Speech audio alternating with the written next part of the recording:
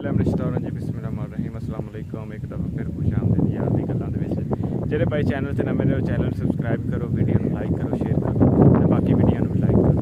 शुक्रिया। अज मैंने पता चलिया कि जेह्ड़े नाल दे ठेकेदार साहब ने वो दवाने ते आए हुए ने, उन्हें स्प्रे की ते बल्लां जेह्ड़ा ना बल्लां की देखभाल की ते बल्लां चुकियां ने। वो मैं तुहानूं दिखाना कि वो इस टाइम की कर रहे हैं ते उन्हां दे कोल तुहानूं लैके मैं जांदा कोल जांदा पिया। ठेकेदार को नहीं पता है कि मैं आ रहा। चेक कर सकते हो जनाब ठेकेदार साहब हमें बह के।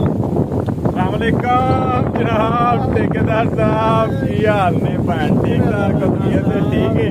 क्या बात, बड़ियां नेरियां छड़ियां कला छड़ियां जे हैं।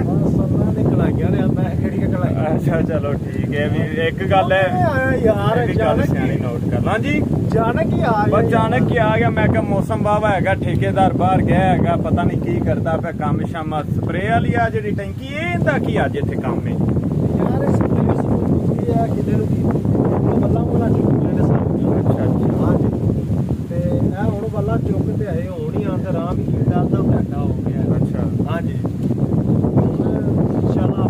हाँ हाँ मैनू की अज बल्लां बुल्लां चुकियां जे सुनिया पिंडू शिंडू लगे कि ने अजकल दवाणियां नूं निक्के निक्के दवाणियां दी फसल लाई। तुसीं जरा अगे लगो हाँ जनाब, मैं थोड़ा अगे लगना गा। लगो बड़ा प्यारा मौसम जी अज इत्थे। क्या ही बात है, भावां खुलियां आईयां नेरियां। तुसीं कर सकदे हो जी नज़ारा।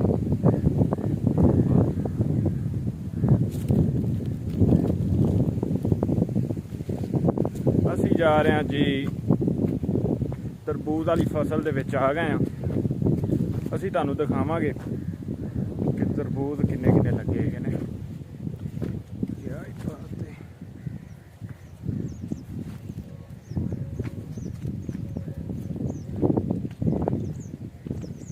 जनाब ठेकेदार साहब वहा भी देवो कित्थे लगे ने?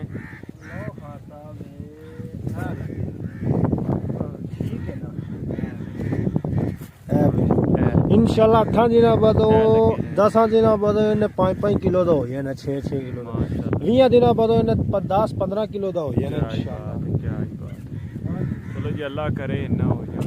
आ कावां दा इत्थे आ जेड़ा सामने वाला दरख्त नहीं इत्थे आलना है ते जदों भी मां ना कहंदे घोड़े आंडे चोरी करना।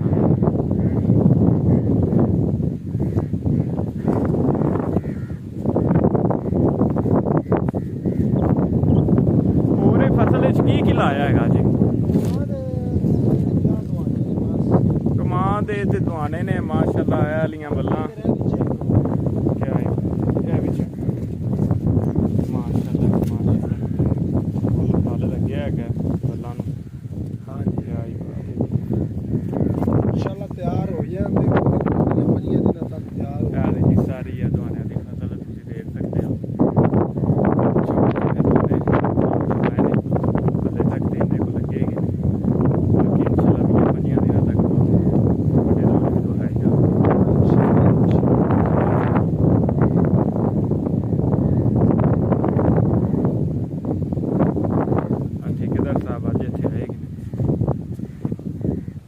खुद निगरानी कर रहे हैं काम की।